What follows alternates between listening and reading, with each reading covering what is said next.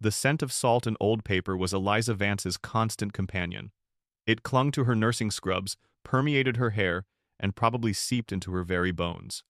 For the last year, this remote stretch of coastal Maine, dominated by Arthur Penright's sprawling Gothic estate, had been her world. Arthur, the reclusive literary titan, hadn't published a word in 2 decades, yet his legend, like the gulls circling overhead, persisted. Eliza, at 28, carried the weight of a nursing degree and student loans that felt like an anchor. Her own dreams of writing, of seeing her name on a spine, were relegated to the half-finished manuscripts gathering digital dust on her battered laptop. She'd scribbled stories since she was old enough to hold a crayon, but the harsh reality of bills had steered her towards a profession that promised stability, if not artistic fulfillment. Home care nursing for a famously cantankerous author was a niche, to be sure, but it paid enough to chip away at the mountain of debt. This morning, the usual crisp autumn air was tinged with something colder, something unsettling. Eliza sat at a heavy oak desk in Arthur's study, a room that felt more like a museum than a workspace. Dust motes danced in the slivers of sunlight piercing the tall, leaded windows. Her task, vetting Arthur's mail. It was a bizarre but essential part of her duties. Arthur, even in his late 60s, still attracted a fervent, sometimes unhinged, following. She sorted through the usual fan mail, gushing praise, desperate pleas for new work, the occasional marriage proposal. Then, she found it. A thick, off-white envelope, no return address, just Arthur Penright's name scrawled in an unnervingly precise hand. Her fingers paused, a prickle of unease tracing her spine. She'd seen this handwriting before. Gideon. Gideon's letters had been arriving for months, escalating from effusive admiration to thinly veiled demands for Arthur to finish what he started. Lately, they'd taken on a darker, more obsessive tone. This one, however, was different. Inside, nestled amongst pages torn from Arthur's seminal work, The Whispering Pines, were photographs. Not paparazzi shots, but crude, grainy images of the very estate she sat in.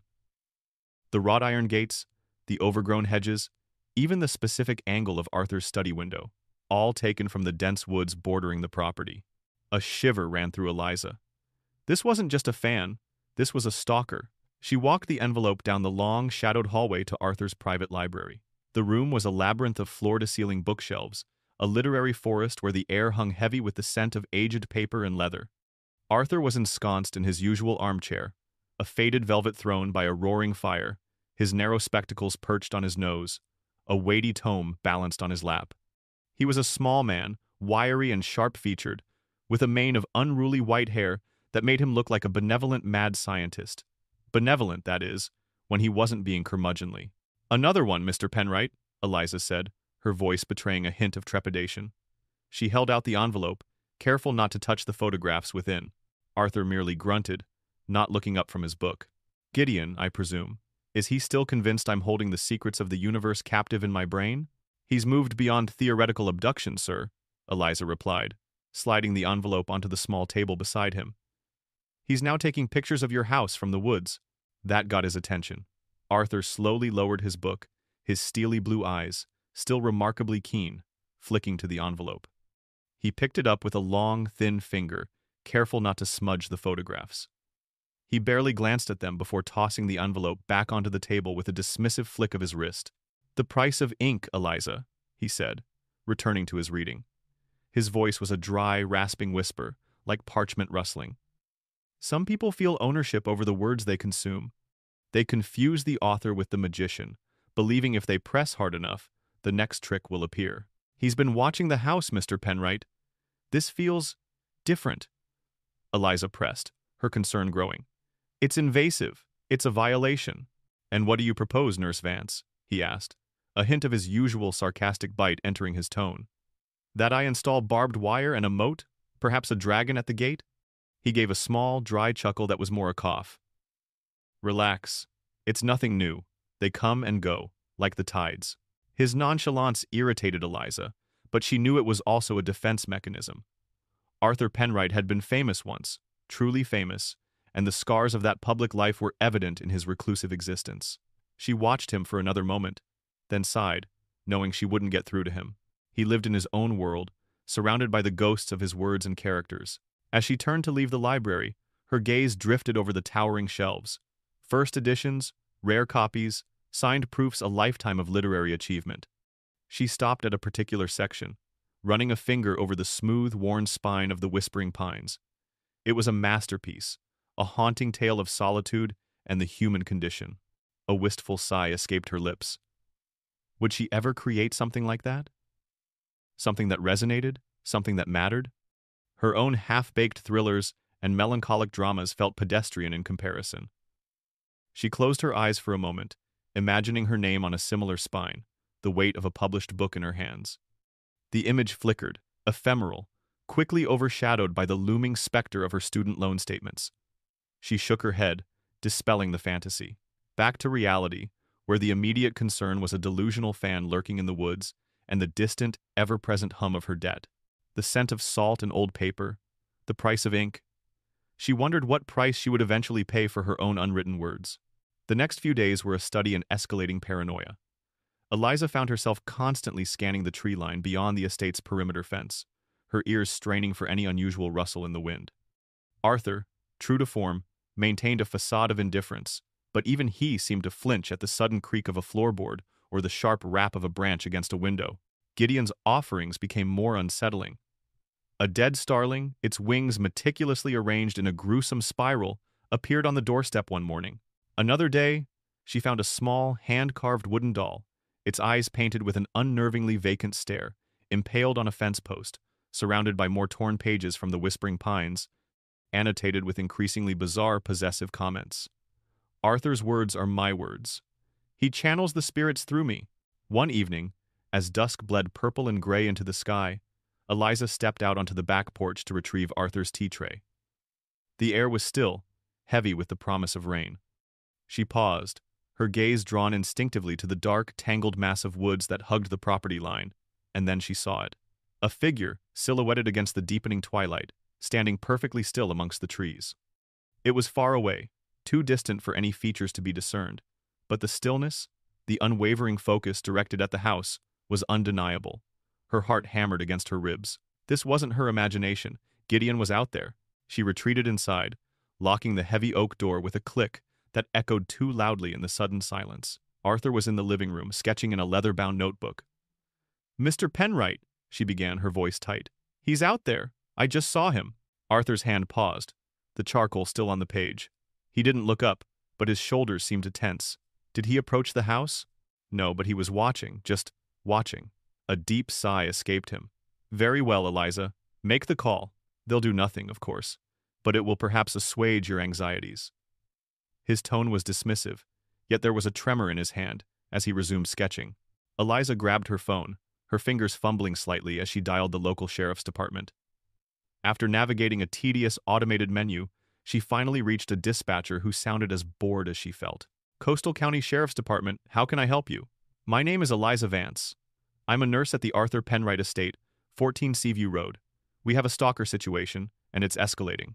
She explained Gideon's letters, the photos, the disturbing gifts, and finally, seeing him in the woods. The dispatcher remained impassive, taking down the details without a hint of urgency. "All right, ma'am. We'll send a unit out when one's available. Could be a while. We're stretched thin tonight." Over an hour later, long after the last vestiges of twilight had vanished, a patrol car finally pulled up the long, winding driveway. Deputy Miller emerged, a burly man with a thick mustache and eyes that had seen too much boredom.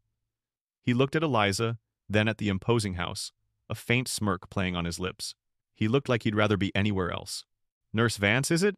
he grunted, not bothering with pleasantries. "All right, what's this all about? Famous author got a gnat buzzing around him?" Eliza's frustration began to simmer. "It's not a gnat, deputy. It's a stalker.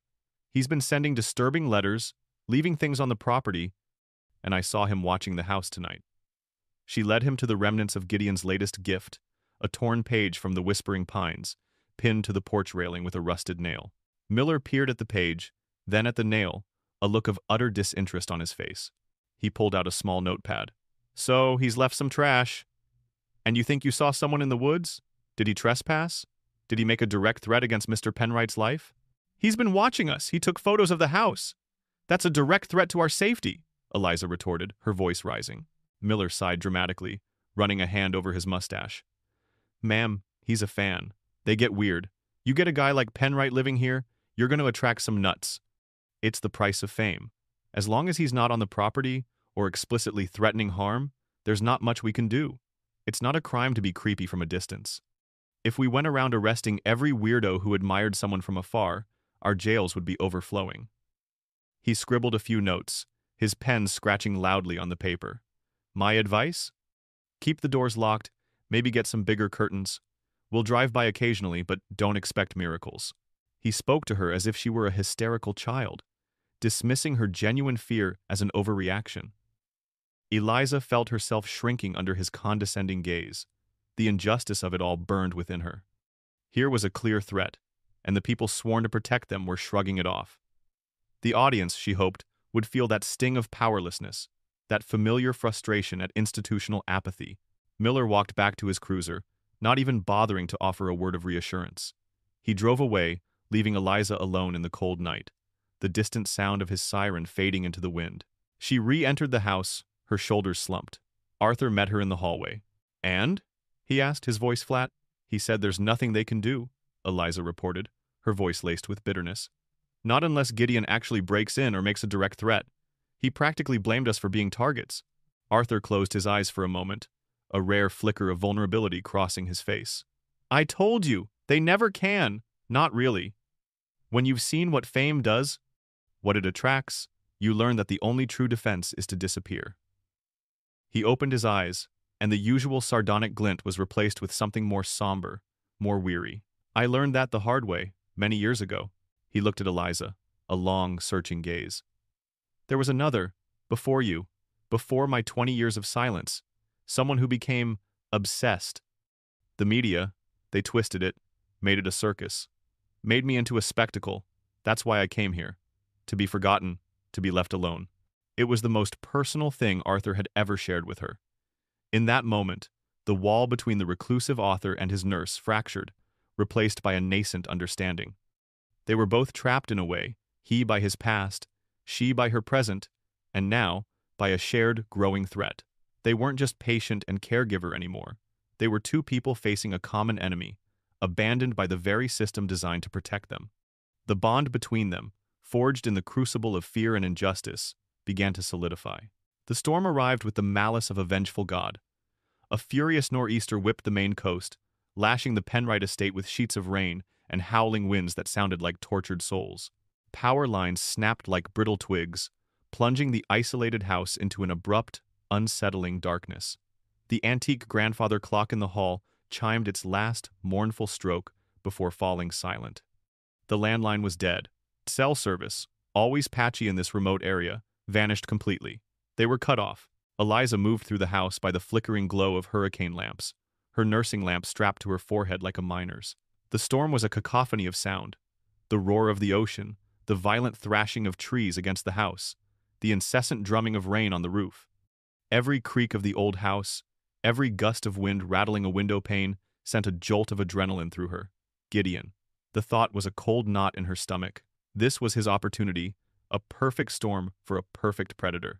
Arthur, unusually agitated, sat huddled by the dying embers in the main fireplace, wrapped in a thick wool blanket, his face pale and drawn. His usual sharp wit had been replaced by a quiet, trembling fear that Eliza rarely saw. He was a man of words, but in the face of raw, physical terror, words were useless. Eliza tried to reassure him, but her own voice felt hollow against the tempest outside. "Try the phone again, Eliza," he rasped, his eyes wide and fixed on the shadows dancing on the library wall. "There's no signal, Mr. Penwright, nothing." A sudden, violent crash from downstairs made them both jump. It wasn't the wind. It was too sharp, too deliberate. The sound of splintering wood, followed by the tinkling of broken glass. Eliza's breath hitched. "He's here," she whispered, her hand instinctively going to the small, leather medical bag she always kept near. Arthur let out a whimpering sound, something Eliza had never heard from him before. He was frozen, a statue of terror. He clutched the blanket tighter, his eyes wide and unseeing. "Stay here, Mr. Penwright," Eliza ordered, her voice surprisingly steady despite the rapid-fire beat of her own heart. She grabbed a heavy brass letter opener from the mantelpiece. A pathetic weapon, but it was all she had. She crept to the top of the grand staircase, the only light coming from the lamp strapped to her head. Below, the front door was a jagged wreck of broken wood and shattered glass. A figure, drenched and dripping, stood in the gaping maw where the door once was. Gideon. He was a man in his late 30s, disheveled, with wild, unkempt hair and eyes that blazed with an almost religious fervor. He held a large, jagged piece of wood from the broken door, brandishing it like a club. "Arthur," he bellowed, his voice raw, distorted by the storm. "I'm here, Arthur, your greatest admirer, your only true disciple." He stumbled forward, eyes scanning the dark hallway. "Where are you, old man? We have work to do. Our magnum opus awaits." Eliza knew she couldn't hide. He would find them.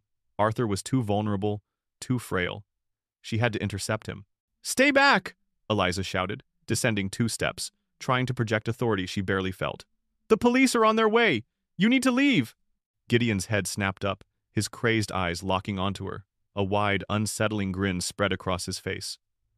"Ah, the nurse, the gatekeeper, always trying to keep me from my master. But no more. The spirits have guided me here tonight." He lunged forward, not at the stairs, but towards the living room, where Arthur was still huddled. Panic seized Eliza, but it was quickly overridden by her professional training. Protect the patient. She knew she couldn't overpower him. She wasn't strong enough, but she was a nurse. She had tools. As Gideon moved past the newel post, Eliza launched herself down the remaining stairs, not at him, but to cut him off. Her mind raced. What could she use? What could she do? She remembered the panic attack protocol for Arthur, a strong sedative she was authorized to administer in emergencies. Gideon saw her move, his grin twisting into a snarl. He swung the piece of wood towards her head. Eliza ducked, the makeshift club whistling past her ear. She stumbled, falling to her knees by the small side table where her medical bag lay. Her hands fumbled, frantically searching. Ampule, syringe, alcohol swab. Her fingers closed around a vial of diazepam, a powerful tranquilizer. She tore open the alcohol swab, wiped Arthur's arm quickly, then snapped the ampule. Gideon was still focused on getting to Arthur, now trying to force open the living room door. Eliza saw her chance. "Gideon!" she shouted, her voice laced with an authority she didn't know she possessed. He paused, turning. His eyes were wide with a manic rage, seeing her as the final obstacle. He lunged again, the club raised high. Eliza didn't hesitate. As he closed the distance, she moved with a sudden, precise fluidity born of years of practice. She plunged the needle into his deltoid muscle, pushing the plunger down with all her might. Gideon gasped, a sound of surprise and pain. He stumbled back, staring at her, his expression shifting from rage to confusion. What was that?" he mumbled, his voice suddenly thick, slurred. The sedative worked quickly. His eyes began to droop, his movements becoming sluggish, uncoordinated. The piece of wood slipped from his grasp, clattering to the floor. He swayed, like a puppet whose strings had been cut, then crumpled to the ground, unconscious. Eliza stood panting, the spent syringe still clutched in her hand. Her heart throbbed, a wild drumbeat in her ears. She looked at Gideon's prone form, then up at Arthur, who was now peeking around the living room doorframe, his face a mixture of fear and utter disbelief. She managed to dial 911 on her cell, miraculously finding a single bar of signal, and gave a breathless account of the break-in. It felt like an eternity, but eventually, the wail of sirens cut through the storm. Police cars, an ambulance, their flashing lights painting the ruined doorway in lurid colors. Deputy Miller was among the first to enter, his eyes widening at the sight of the smashed door, and Gideon lying unconscious on the floor. He looked at Eliza, then at Arthur, who was now being helped by paramedics. His jaw dropped. You stopped him?" Eliza merely nodded, still shaking. Her adrenaline was starting to recede, leaving her weak and trembling. Arthur, his voice still shaky but regaining some of its usual steel, looked at Eliza, his eyes filled with a profound, almost paternal awe. "She didn't just stop him, Deputy," he said, his gaze unwavering from Eliza's pale face. "She saved my life." The dawn after the storm brought with it not just a battered landscape but a media frenzy. The story of the hero nurse who saved the reclusive author exploded. Local news channels, then national tabloids, descended upon the Penwright estate like vultures. Helicopters whirred overhead, journalists with telephoto lenses peered through the gaps in the hedges, and vans with satellite dishes clogged the narrow road leading to Arthur's property. Hero nurse saves reclusive genius in dramatic storm standoff, screamed one headline. Penwright's guardian angel administers knockout blow, proclaimed another. Eliza Vance, the quiet, debt-ridden home care nurse, was suddenly a household name. Her bewildered face splashed across screens and newspapers. Eliza tried to deflect the attention, to emphasize the clinical necessity of her actions, but the media had a narrative, and they were sticking to it. She was the brave, resourceful young woman who had stared down a crazed fan and emerged victorious. The day after the incident, as the police cleared the last of the reporters from the access road, a sleek, black Rolls-Royce Ghost purred its way up the long, winding driveway. It was an anomaly in the otherwise rustic Maine landscape. From its polished depths emerged a man who seemed to embody everything the car represented. Marcus Thorne, CEO of Thorne and Finch Publishing, Arthur Penwright's long-suffering publisher. Thorne was a man in his late 50s, immaculately dressed in a tailored charcoal suit, his silver hair impeccably styled. He exuded an aura of refined power, his smile charming but his eyes cold, calculating, missing nothing. He moved with the quiet confidence of someone who was always in control, a predator in designer clothing. He extended a perfectly manicured hand to Eliza, his grip firm. "Nurse Vance," he said, his voice smooth as aged whiskey. "Marcus Thorne, Thorne and Finch, on behalf of the entire literary world, thank you. You are a true hero." Eliza felt a prickle of unease. His praise felt less like genuine gratitude and more like an assessment of a valuable asset. He then made his way to Arthur, who was now recovering in his study, looking fragile but resolute. "Arthur, old friend," Thorne began, his tone a practiced blend of concern and paternal authority. "What a frightful ordeal. I trust you're well?" Arthur merely grunted, fixing Thorne with a weary gaze. "As well as one can be, after an act of heroism from one's caregiver and an act of abject failure from the authorities, Marcus." Thorne chuckled, a low, resonant sound. "Indeed, a truly remarkable feat, Eliza. Your quick thinking, your composure, it's the stuff of legends. And it's also, dare I say, a story that deserves to be told, by you." Eliza blinked, taken aback. I don't understand, Mr. Thorne." "Oh, but I think you do, my dear," Thorne said, his gaze sharp and unwavering. He sat down opposite her, crossing one leg over the other. "Your bravery, your unique perspective, imagine the human interest, the raw, compelling narrative. The world is captivated by your story, and we at Thorne and Finch are in the business of telling stories. Grand stories, important stories." He paused, letting his words hang in the air, creating a dramatic tension that Eliza felt in her bones. "We want to offer you a book deal, Eliza, not just for this incident, but a lifetime contract. We believe you have a voice, a unique insight. We want to nurture that. We want to make you the next great author." Her heart leaped into her throat. A lifetime book deal. The words echoed in her mind, a dazzling siren song. This was it. Her secret dream, the one she'd kept hidden under layers of practicality and self-doubt, was suddenly within reach. The mountain of debt, the years of quiet struggle, all of it could vanish. Thorne produced a thick, leather-bound folder from his briefcase and slid a document across the polished oak table. It was a contract, dense with legalese, but the key phrase jumped out at her. Lifetime exclusive publishing agreement. Arthur, who had been listening with a wary expression, finally spoke. "Marcus, what is this? Exploiting Eliza's trauma for profit?" Thorne turned to Arthur, his smile unwavering. "Nonsense, Arthur. We're recognizing extraordinary talent and creating an opportunity. Eliza saved your life. This is a way for us to show our gratitude and for her to finally achieve her own potential. A rising tide lifts all boats, wouldn't you agree? Think of the publicity for your own backlist, Arthur. A whole new generation discovering the Whispering Pines." He turned back to Eliza, his gaze locking with hers. "We'll give you a substantial advance, enough to clear your debts. You'll have an editor, marketing support, everything you need. You'll be set for life, Eliza. You'll be a published author, a celebrated author." The words were hypnotic, painting a picture of a future she had only dared to dream. The offer was overwhelming, seductive. Arthur's warnings about monsters in suits flickered at the edge of her consciousness, but they were drowned out by the sheer magnitude of the opportunity. This was her chance, her one shot. With a trembling hand, Eliza picked up the pen Thorne offered. She barely skimmed the contract, her eyes wide with the vision of her name on a book cover. The details, the fine print, seemed irrelevant in the face of such a life-altering proposition. Arthur, still looking on with a furrowed brow, made no move to stop her. He seemed to view it as a debt owed, a just reward for her heroism. With a deep breath that tasted of hope and a faint, lingering apprehension, Eliza signed the contract.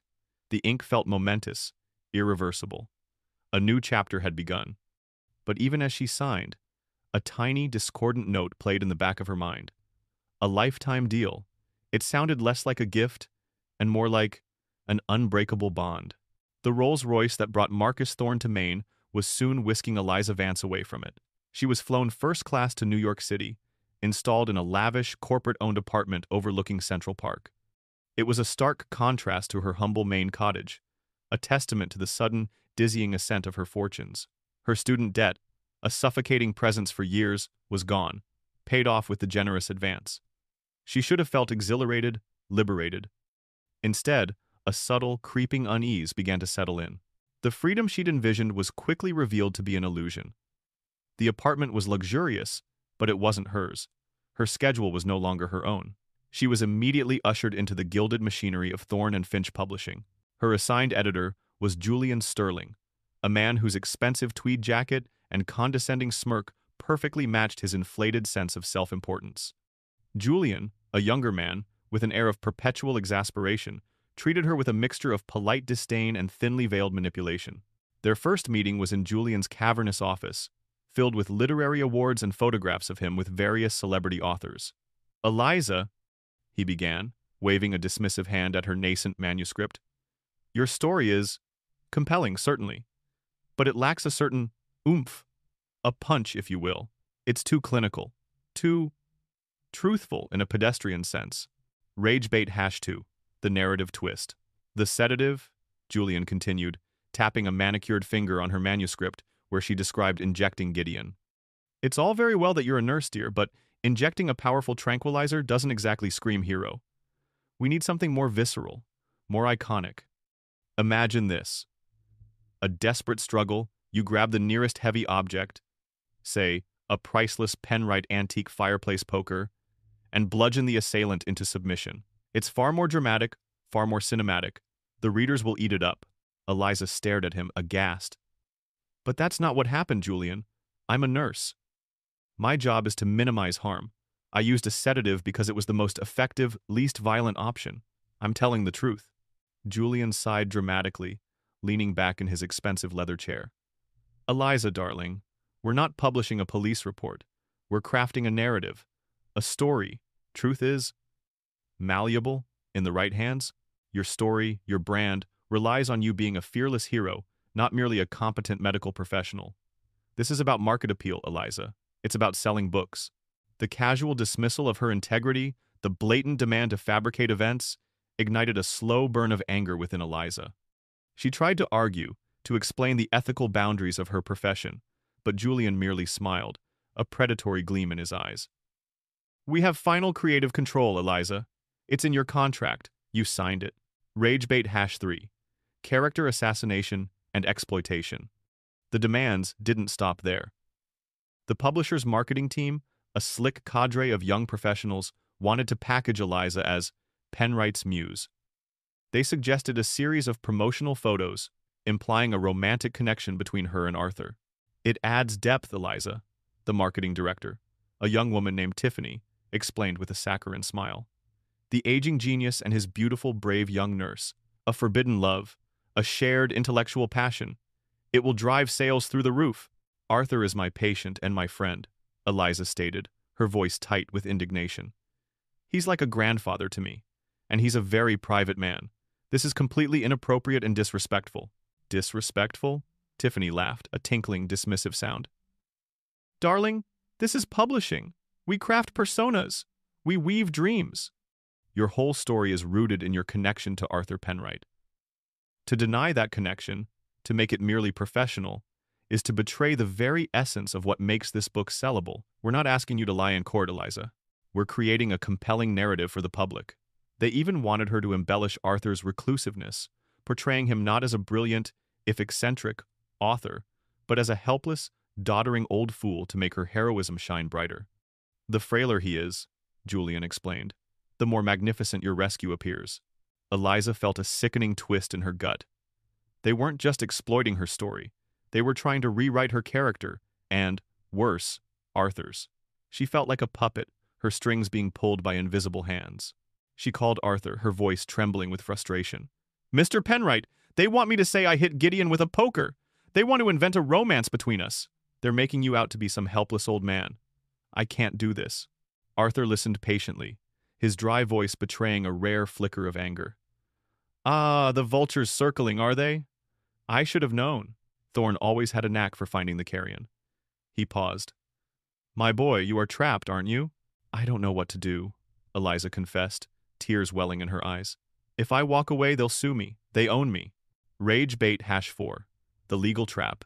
Her fear was confirmed a few days later when she finally reached a breaking point and flat out refused to rewrite a crucial scene according to Julian's sensationalized dictates. Julian, his face hardening, told her that Thorn wished to see her immediately. She found Thorn in his opulent corner office, Julian standing stiffly beside him, a malevolent smirk barely concealed. Two stern-faced lawyers, dressed in expensive suits, sat opposite him. "Eliza, my dear," Thorn began, his voice losing its silken charm, replaced by a cold, steely edge. "Julian tells me you're being difficult. Uncooperative, shall we say." "I'm refusing to lie, Mr. Thorn," Eliza countered, trying to keep her voice steady. "I will not misrepresent myself or Mr. Penwright." Thorn leaned forward, his gaze piercing. "Then let's be very clear, Eliza. You signed a contract. A lifetime contract. Paragraph 17, subsection B, the ghostwriter's clause, as we affectionately call it. It states, and I quote, "The publisher shall have final creative control over any and all literary works produced by the author under this agreement, particularly where such works relate to or draw upon the author's experiences within the publishing house's established intellectual properties, should the author be deemed uncooperative in fulfilling the publisher's vision." In layman's terms, Eliza, we own your story. We own your narrative. And if you refuse to cooperate, we have every right to complete the work with or without your direct input, and you would still be bound by the terms, including the advance repayment clause. A lawyer, a thin woman with severe spectacles, chimed in, her voice flat and devoid of emotion. "Should you breach this contract by refusing to deliver the agreed-upon work, miss? Vance, or by attempting to publish elsewhere, Thorn and Finch would be within its rights to sue you for the advance, plus punitive damages for loss of projected earnings and irreparable harm to our brand. Given the scale of the marketing investment, that figure would be astronomical. Far more than your student loans, I assure you." The air in the room grew heavy, suffocating. Eliza felt the walls closing in. The lifetime book deal, her dream, had become a gilded cage. They hadn't offered her freedom, they had bought her. She was trapped, financially ruined if she walked away, morally compromised if she stayed. The injustice of it all, the sheer predatory nature of their business, made her stomach churn. The audience, she hoped, would feel this visceral rage, this burning desire for justice. That evening, back in her luxurious prison, Eliza broke down. She called Arthur again, sobbing into the phone, recounting the brutal terms of her entrapment. Arthur listened, a long silence on his end. "The ghostwriter's clause?" he mused, his voice strangely calm now. "A rather clever piece of legal chicanery. I should have known. Thorn always did traffic in shadows." He paused, then his voice hardened, tinged with a familiar, rekindled fire. "He made me disappear for 20 years, Eliza. He exploited my reclusiveness, spun it into legend, milked it for every penny, and now he's doing the same to you. But I, my dear, have a very long memory, and I have my own copies of my original contracts. Thorn and Finch didn't just publish my books, they published me. And I believe there was a clause in that agreement that he conveniently forgot about. A very important clause indeed. He sounded different. The fear was gone, replaced by a quiet, simmering anger, a strategist forming a plan. "I spent 20 years hiding from monsters, Eliza," Arthur said, his voice gaining strength. "I just didn't realize the worst ones wore suits. But sometimes, even the oldest monsters have forgotten their own weaknesses." He paused. "Don't despair, Eliza. Play their game for now. Give them their damned poker-wielding hero. But listen to your old friend. There are always two sides to every story, and sometimes the most potent weapon is the truth, delivered at precisely the right moment. Eliza felt a flicker of hope, a tiny spark in the crushing darkness. Arthur Penwright, the recluse, the man who wanted to be forgotten, was stirring. And for the first time since she signed that contract, she felt a glimmer of a plan, a faint echo of the fight she still had left. Eliza, armed with Arthur's cryptic advice and a renewed sense of purpose, put on a performance worthy of a seasoned actress. She returned to the publisher's offices, a mask of feigned capitulation firmly in place. Julian was smug, Thorne cautiously pleased. "I understand," Eliza stated, her voice devoid of emotion. "I will make the requested revisions. I will tell the story you wish to tell." Julian's smirk widened. "Excellent, Eliza. I knew you'd see reason." Over the next few weeks, Eliza worked tirelessly, churning out the publisher's sensationalized version of her story. She wrote about bludgeoning Gideon with the fireplace poker, about the electric tension between her and Arthur, about Arthur's childlike dependence. Every word she typed felt like a betrayal, a shard of glass in her soul, but she pushed through, fueled by Arthur's quiet instructions and the burning conviction that this was all part of a larger plan. She saw the rage in the audience's eyes, imagined their cheers as the tide turned. Meanwhile, Arthur, back in his fortress of solitude, was poring over decades-old contracts, his sharp mind dissecting every clause, every subsection, every obscure legal term. He called Eliza daily, his voice full of a meticulous, strategic energy. "There it is, Eliza! The golden thread! Thorne is a fool!" He forgot the most fundamental rule of a writer: the words belong to the one who creates them. He had discovered it. His original contract with Thorne and Finch, signed decades ago when he was an eager young author, contained a crucial clause. It granted Arthur Penwright the absolute right of final approval on any publication that used his name, likeness, or biographical narrative for promotional purposes. The publisher's entire marketing strategy for Eliza's book hinged on it being the true story from Arthur Penwright's home, inseparable from his identity. They were selling her story, but they were leveraging his legend. The book, titled Penwright's Angel, was rushed through production. Thorne and Finch spared no expense. Billboards sprung up in Times Square featuring Eliza's face, photoshopped to look more dramatic, more conventionally heroic. Talk show appearances were scheduled, magazine covers arranged. A massive, high-profile book launch party and press conference were planned for a grand ballroom in a luxurious Manhattan hotel. This was Thorne's moment of triumph, a spectacular display of his ability to turn any event, any trauma, into pure profit. The day of the launch arrived, a crisp, sunny autumn afternoon in New York. The ballroom buzzed with the energy of anticipation. Media from around the world were present, eager to hear from the hero nurse and the publishing giant who had discovered her. Julian Sterling preened, basking in the reflected glory. Marcus Thorne, immaculate in a bespoke suit, greeted investors and literary luminaries, a picture of ultimate control. Eliza, dressed in an elegant but subdued gown the publisher had picked out, felt a tremor of nerves, but also a fierce resolve. This was it, the culmination of weeks of calculated deception. Thorne took to the podium first, his voice booming with practiced eloquence. "Ladies and gentlemen, esteemed colleagues, friends. Today, we celebrate not just a book, but an extraordinary human spirit. We celebrate courage, resilience, and the undeniable power of a truly compelling narrative. Nurse Eliza Vance, our newest literary star, is an inspiration to us all. She saved a legend, and in doing so, became one herself." The applause was thunderous. Thorne gestured to Eliza, a triumphant smile on his face. "And now, without further ado, I give you the author of Penwright's Angel, Eliza Vance." Eliza walked to the podium, the bright lights blinding her, the roar of the crowd momentarily deafening. She gripped the sides of the stand, her heart pounding. She looked out at the sea of faces, at Thorne's smug grin, at Julian's expectant expression. She took a deep breath. This was it. "Thank you, Mr. Thorne," she began, her voice clear and strong, cutting through the lingering applause. "And thank you, everyone, for being here today." She paused, letting the silence build, letting the anticipation swell. "The book you are holding," she continued, picking up a copy of Penwright's Angel from the podium, "purports to be my story, the true story of what happened at Arthur Penwright's estate." A ripple of murmurs went through the crowd. Thorne's smile faltered, a flicker of confusion crossing his face. But I am here today, Eliza declared, her voice ringing with newfound authority, to tell you that this book, as it is presented, is a work of fiction, a fabrication, a sensationalized narrative crafted by Thorne and Finch, not by me. And today, I am here to tell you the true story. Gasps erupted. Flashbulbs popped like firecrackers. Thorne's face went white.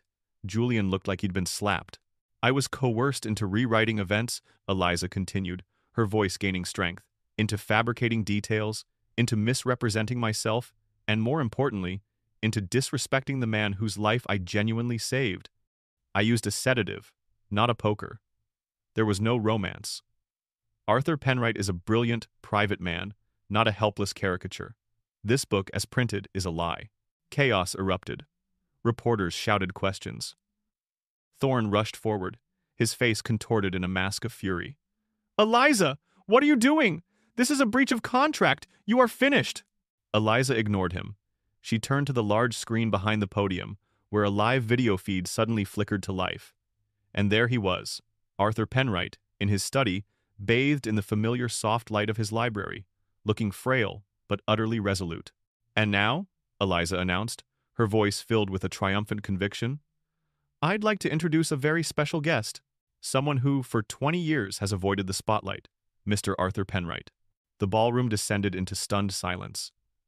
Arthur, making his first public appearance in 2 decades, looked directly into the camera, his steely blue eyes burning with a quiet fury.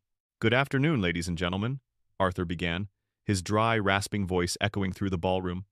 My name is Arthur Penwright, and I am here today to state, unequivocally, that I am exercising a contractual right I possess under my original publishing agreement with Thorne and Finch, dating back to 1987. A right of final approval over any work that uses my name, likeness, or biographical narrative for promotional purposes. This current publication, Penwright's Angel, clearly violates that clause through its gross misrepresentation of my character and the events at my home. He paused, a faint, almost imperceptible smirk touching his lips. Therefore, he declared, his voice rising, I hereby block the publication and distribution of Penwright's Angel. Furthermore, I am initiating legal proceedings against Thorne and Finch for predatory practices and breach of contract. This book will not see the light of day, not in this form. The roar of the media was deafening. Thorne stood frozen, his face a mask of utter devastation, his empire crumbling around him. Julian looked physically ill. Eliza, standing beside the screen, felt a surge of exhilaration, a deep, satisfying sense of justice. She had faced down the physical monster, and now, with Arthur's help, she had brought down the corporate one. The fallout was swift and catastrophic for Thorne and Finch. The stock plummeted. The media, scenting blood, tore into Marcus Thorne, exposing his ruthless business practices and history of exploiting authors.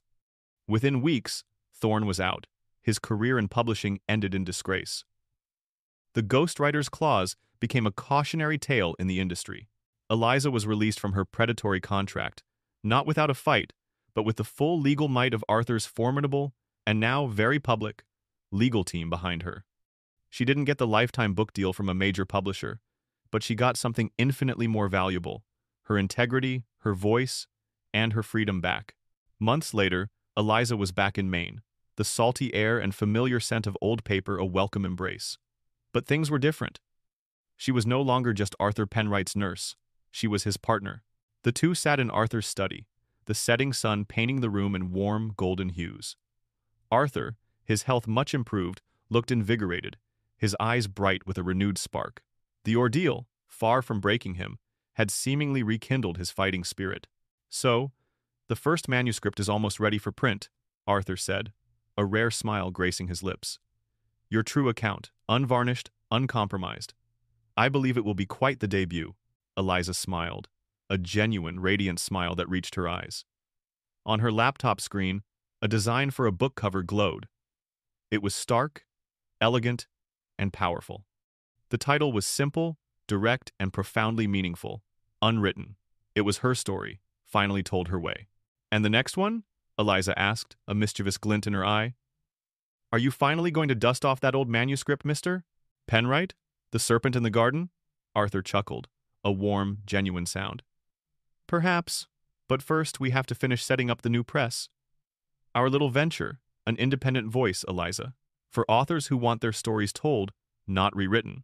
They had decided to use the substantial financial settlement Arthur received from Thorne and Finch, coupled with the renewed interest in his own backlist, to establish a small, independent publishing house.